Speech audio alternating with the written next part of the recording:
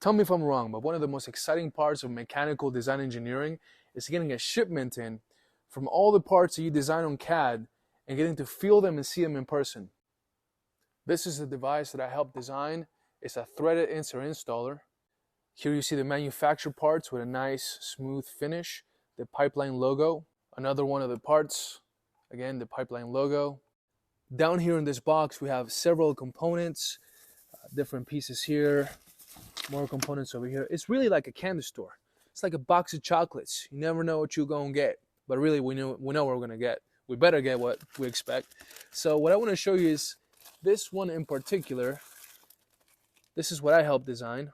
So the idea is I have several tip sizes like M6, this is an M3, and you can put them into the thread installer quickly and then melt your threaded insert into the plastic part or 3D printed part. That's the solution we offer. Big picture from the research and development, from start all the way to finish. Can you believe that? We started here and this is where we ended. So here's the CAD model for it. It's amazing. From CAD to real life. What a feeling. If you like what you saw, you can buy it. It's nowhere to sugarcoat it. That's the best way to support these initiatives. Rafael Destai, until next time.